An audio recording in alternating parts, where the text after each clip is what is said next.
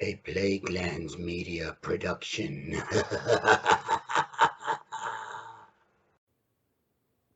Hey everyone, this is Hugh from Plaguelands Media bringing you another RPG review today. This time I'm looking at Shadow of the Demon Lord. This is the revised edition by Robert J. Schwalb. I hope I'm saying that correctly. Now you might recognize the name. He has in fact contributed to a lot of Wizards of the Coast Dungeons and Dragons stuff. Going as far back as doing the Drow of the Underdark source book, which was phenomenal. He's also worked on a lot of other role-playing games. Pardon me. He's won some awards for A Song of Ice and Fire, the campaign guide, I believe it was. He's contributed to Judge Dredd and the Worlds of 2000 AD. This is his own personal role-playing game that he released, I believe, in 2014 was when it was originally released. Now, Shadow of the Demon Lord is grimdark fantasy at its absolute finest. I love this game. There are a ton of source books for it, of which I do not have any, purely because I just have spent my money on comic books and novels that I love to read and review for the channel.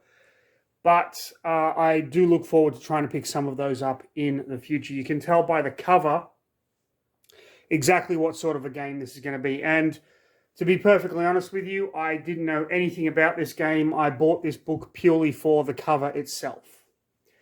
Now, I'm going to go through it. We're not going to go through all the rules. It's your typical fantasy fare. You know, you need D20s and D6s and all that kind of stuff. So I'm not going to go through the rules. I just want to show you what's in the book, and I want to talk a little bit about the character creation process. You are going to see some amazing art in here. We have our introduction. What is a role-playing game?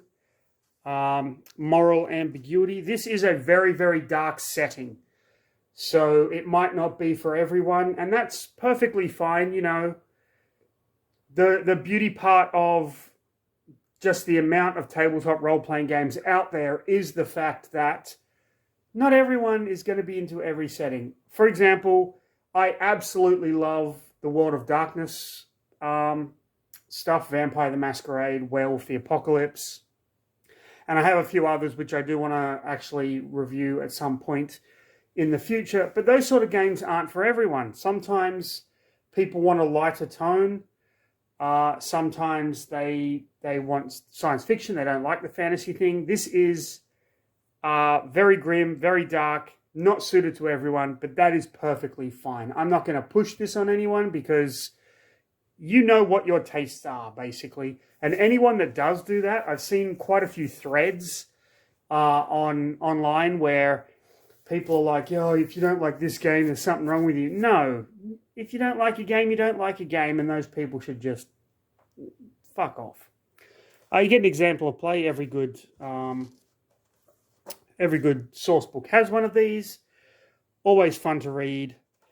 Now we get to character creation. This is really the crux of Shadow of the Demon Lord, and something that I found completely fascinating when I read it. So you start by picking an ancestry: human, changeling, clockwork, dwarf, goblin, orc.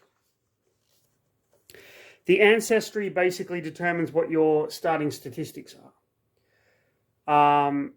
There are 4 basic statistics: your attributes, and it basically just lets you know what you're starting with. So, for example, if you're a human, your starting attributes: strength 10, agility 10, intellect 10, will 10. They're your 4 main attributes in this game. And you choose one attribute and increase it by 1. Your perception equals your intellect. Your defense equals your agility. Your health equals your strength. Your healing rate is 1/4 of your health rounded down. Your size, speed, power, damage, insanity, corruption, languages, and professions. And then when you get to the 4th level, you get another bonus based on your ancestry. Now, The first thing I love about this game is I love random tables for character creation. It's so much fun. I know a lot of people aren't into that sort of thing, which is fine. They actually used it in Warhammer, the Warhammer Fantasy Roleplay. They use it in Conan Adventures in an Age Undreamed Of. And it's just fun. It's fun to roll a dice and try and work out your character story based on random elements. So we have background, personality, religion, age, and build. So you can, if you roll an 18, you are 76 years old or older. Can you imagine role-playing a 76-year-old character? That just cracks me up. So human is a human. Your changeling are people that can kind of, change their appearances, steal people's identities. That's pretty cool. And then you got your random traits. Clockwork is exactly what it says. Your character is basically a clockwork kind of robot, almost like TikTok in Return to Oz. Dwarf is a dwarf. Goblin is a goblin. Orc is an orc. Okay, a few stock standard fantasy racial tropes, and then a couple of new ones there. All very, very cool. You choose your profession. What job were you doing? You've got an academic, common, criminal, martial, religious, or wilderness, and you can roll on that table. You get some starting equipment, some starting wealth, all that kind of thing. And you start with an interesting thing. So your interesting thing could be a deck of fortune tellers cards, a small golden cage containing a living fairy that cannot talk, a small steel ball. These are things to push forward the role-playing element of this game. And I freaking love it. I absolutely love that the character is going to get some random interesting thing, and then the games master can weave that into the story somewhere along the way and make each game and each campaign a collaborative process, which is really what role-playing is all about. I know with my players in the Call of Cthulhu campaign that I'm running at the moment, I like to, at the end of the session, very, very briefly, because we usually finish a little late, and everyone's got to kind of go off to bed, or we're fucking maggoted. I like to hear where they think the story's going and kind of tailor it to what they want and what they kind of will find as fun. For example, one of the games we had, I thought it would be fun because one of my players is an incredibly gifted and talented and intelligent writer, and the other player is an incredibly gifted and talented and intelligent artist, and I thought it might be fun to set an adventure in a house with puzzles. No, they don't like that. So I've stayed away from the puzzle aspect because it's not fun for them. And so collaborating is a really, really important part of it. Just as a side note, it's not because they find the puzzles difficult or challenging. It's just because one of my players' mantra for his character is, if you don't give me the information, I'll shoot you in the dick. So that's kind of the direction we take, where it's more aggressive and confrontational. And there are some puzzly elements to the story that we are actually playing, but ultimately they just want to kick ass and chew bubblegum, and they are all out of bubblegum. And that is such a fun way to play our campaign. So what I'm saying is very collaborative here. You get some role-play questions, your first adventure, building a group, level advancement. Here, In this game, at least in this book, it goes from level 1 to level 10. That might change in other source books. I don't particularly know, but that is okay. The key thing to understand about this game is your characters start at level 0. They are not heroes. They are people. They are peasants. They are just regular Joe schlubs. And it's not until they complete their first adventure that they actually get to level 1. I find that concept absolutely fascinating. That you have these people that are living in this grim, dark fantasy setting where the shadow of the demon lord is hanging over their heads. The world is shit. There's monsters. There's dark magic. Everything's going to hell, and these regular people have to step up. I love that idea. I think it's absolutely fantastic. Then we get playing the game, of course. Your attack rolls, your attribute rolls, strength, agility, all of that stuff. This is all fairly common.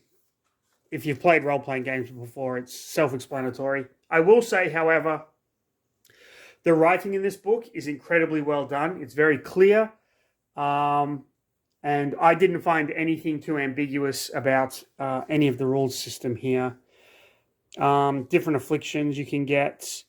Asleep, blinded, charmed. All the usual stuff. Environment, range and distance, social interactions, blah, blah, blah, blah, blah. Different actions you can take, making attacks. Now, when you reach level 1 with your character, you get to choose what is called a novice path. The path system absolutely fascinated me, I will admit. I've gone over this numerous times. I've had this book for quite a while now, over a year. And I've been through this path system numerous times while making different characters at varying levels.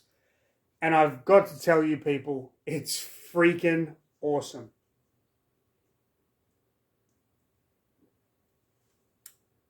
Yummy num-nums. Okay. So, you pick a novice path when you reach level 1. So you're level 0. All you've got is your ancestry stuff, some random stuff from backgrounds and professions. You do whatever the first adventure is, and then you hit your novice path. Your novice path is basically magician, priest, rogue, warrior. Really, the basic fantasy role-playing troops. Magician, spellcaster, priest, healer, rogue, DPS, warrior, tank. If you want to look at it that way. If you want to look at it from a World of Warcraft perspective. So, level 1 magician, you get some skills and abilities.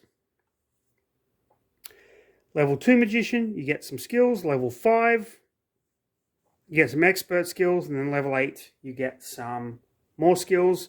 And there's magician training. Now, it encourages, the book itself encourages you to actually choose your novice path based on what happened in the first adventure. But if you have a session 0 and you tell your games master, okay, this is the sort of character I want to play, they can tailor that session 0 to create the story to unfold around how you pick your novice path. So that shouldn't be a problem. So we have magician, we have priest, rogue, and warrior. Now, when your group reaches level 3, your character will now pick an expert path. Okay? The expert path and an objective for your character to kind of go after. What do you want to achieve? What do you want to complete? What goal do you want? The expert paths are paths of faith, paths of power, paths of trickery, paths of war. So If you're a priest and you want to pick the path of faith, you can be a cleric, druid, oracle, or paladin. Path of power, which is the magician, artificer, sorcerer, witch, wizard. Path of trickery, assassin, scout, thief, warlock. Path of war, berserker, fighter, ranger, spellbinder. Now, here's the cool thing. Just because you picked, say, the magician path as a novice, you don't have to pick the path of power. You can say, okay, I'm a magician, but I also want to be a berserker. Or I'm a priest, but I want to be an assassin. So you can mix and match these paths so long as it fits into the story. They make that abundantly clear that this is all about the story. But, you know, any role players out there will know that it's so easy to explain these things, and it's so much fun to make up backstories for your characters as to how they got there. So your expert path gets a level 3 ability, a level 6 ability, and a level 9 ability. Okay?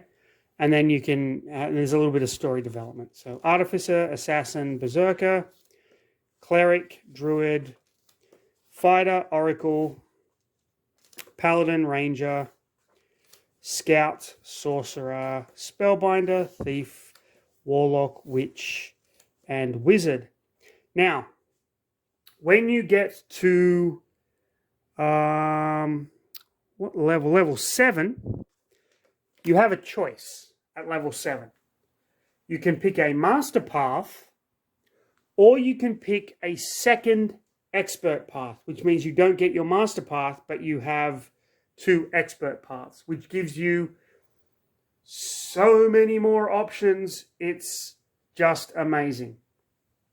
Now, at this point, you choose a quest that you want your character to go on and complete to basically cement your place in the history of this world, of this game world. Now, the master paths are paths of magic and paths of skill. So you have a lot of choices. And you get a level 7 ability and a level 10 ability as well here. It does explain what happens if you don't pick a master path, but you pick a second expert path. That's all good. But we have Abjurer, Acrobat, Aeromancer, Apocalyptist, Arcanist, Astromancer, Avenger, Bard, Beastmaster, Blade, Brute, Cavalier Champion, Chaplain, Chronomancer. Chronomancer is a time wizard. That is so awesome. Conjurer, Conqueror, Death Dealer, Defender, Dervish, Destroyer, Diplomat, Diviner, Dreadnought,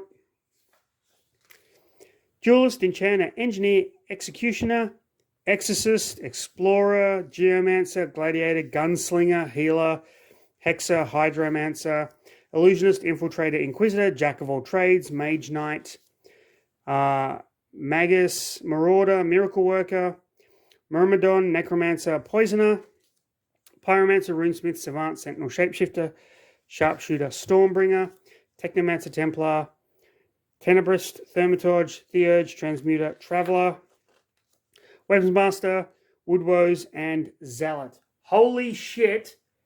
How many options do you want to give your players here? And again, they can mix and match, and it doesn't matter. All that matters is you're creating this amazingly unique character that, you know, you could be a magician, assassin, weapons master, or a priest, necromancer, a priest, wizard, necromancer. Whatever. It doesn't matter. All that matters, the character creation system in this game, phenomenal. Absolutely phenomenal. And I mean, sure, there are going to be combinations that are weaker than others. That's not the point. This isn't a game for min-maxers. This is a game for telling a grimdark story and creating the weirdest combination that you can think of to just enjoy yourself. You can follow a path. You can go priest to cleric to miracle worker. Fantastic. That's awesome.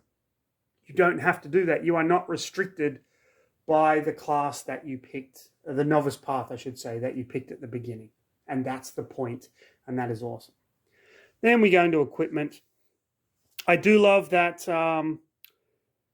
the money is like 10 bits to 1 copper, 10 copper pennies to 1 silver, 10 silver to 1 gold. This is like old Dungeons and Dragons where you had, what was it, copper, silver, electrum, gold, and platinum. And then you had to do all of the mathematical bookkeeping if you wanted to buy a mug of ale in an inn, and the ale was 5 copper pieces and you only had 1 silver piece. You then had to do all the transfer stuff. Friggin' hilarious. I love that they brought it back. That was one of my fondest memories of playing. And then we just have all the ammunition, weapons, all the typical stuff, potions and whatnot. Then we have magic. There are different traditions of magic, and each tradition has a spell, so it teaches you kind of how to do that. We've got air. Each tradition has more than 1 spell, I should say, and you can pick what spells you know. Air, alteration, arcana, battle, celestial, chaos, conjuration, curse, destruction, divination, earth, enchantment, fire, forbidden, illusion, life, nature, necromancy, primal, protection, rune, shadow, song, storm, technomancy, teleportation, theurgy, time, transformation, water. I mean, again, even with just the spells. Now, if you look at a book like Dungeons and Dragons has so many spells, it's awesome. And not every wizard knows every spell. And I love that you have to, as if you're a wizard or a sorcerer or whatever, you've got to learn and study your spells. And, if you're a wizard, you write them down in your spell book, and then you have to study your spell book at night and remember what spells you want. And you might have a few first level and second level, third level spells. I love it when games do that. They don't just have every type of this magic casting class knows every spell. That's just boring to me. This is cool. I enjoy this a lot. We get an overview of the land, a very crude looking map here, but that's fine because that's really not the point. And I'm sure the land is fleshed out in more detail in other source books, so this doesn't really bother me all that much. Cultures, religions, the old faith, the new god, cosmology, the underworld, the void, the demon lord. Then we get the typical running the game chapter, how to run adventures, all that kind of thing. However, plot structure, this is really cool. This shows you how to design a campaign with branching paths, so your players really decide where the game is going. I like this a lot. Adventures by level, exploration and travel, combat, this typical stuff. The player characters, what happens with character death. Then we come to this section. Shadow of the Demon Lord. This is freaking cool.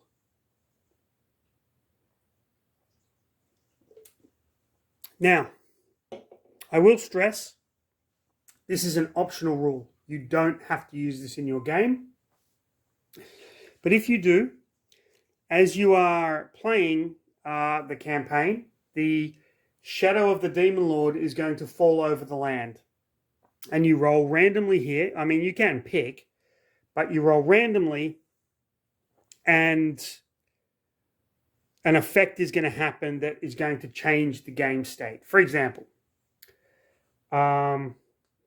if you roll a 1, black sun, the shadow eclipses the sun, turning it black. Impossibly, light still emanates from the shadow disk, but it's brown, sickly, and unwholesome. The sun's gentle warmth becomes a hellish furnace, destroying life as the landscape becomes a bone-strewn dust bowl.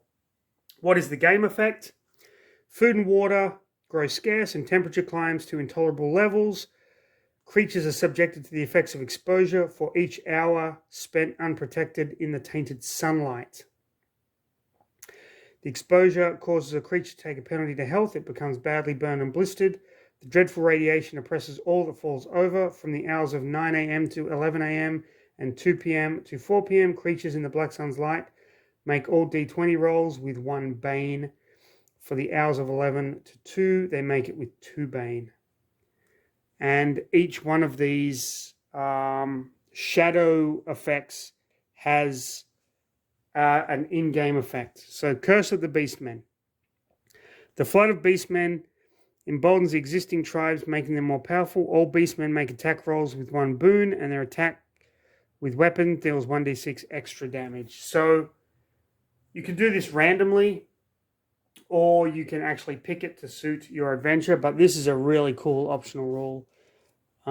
Mutations, weird magic, it's just fantastic. Then you've got your Games Master's Toolbox, Corruption, Deprivation, Exposure, Fire, Insanity, all that good stuff. Rewards, Treasure, Connections, Enchanted Objects, Relics, you know, everything you would expect. Then we get to the Bestiary. If you've been watching these videos, you know I love this part. This is a pretty cool one. Sure, there aren't pictures for every single creature, but, you know, that's okay. The pictures they do have are amazing. And we just have your typical horror fantasy creatures. There's Beastman, Bloody Bones. So Beastman can be a Fulmor, a Wild, or a Minotaur. Burrowing Centipede. You've got a Broodling there. Chainbound, Changelings, Clockwork, Construct, Demons. Just your typical grimdark Gorgon. You know, your typical stuff. This is kind of cool. I love this Harvester. He's just cutting out a dude's eye. Killing Mist, Muttering Maw. Looks like a Gug, actually. So just your typical stuff. Zombies, you know. Nothing really new there. But still really cool how to customize. Creatures by difficulty level. Then your index. And then your character sheet. Just here. That is Shadow of the Demon Lord. Now, I haven't actually played this or ran it. For some reason, I just really enjoy reading these sorts of rule books and things like that. However, I found this one to be absolutely fantastic, and it's a game I'd very much like to run for my players in the future. So, nothing more to say. Kind of covered it. Awesome cover, awesome character creation, fantastic setting, great rules. There you go. If you enjoyed the video, like, subscribe, leave a comment, hit the little bell for the notification, do all that stuff. Follow us on all the stuff you're going to see on the end slide, but most importantly, and I cannot stress this enough, people, please stay safe, have a fantastic rest of your day, and I will see you in the next video.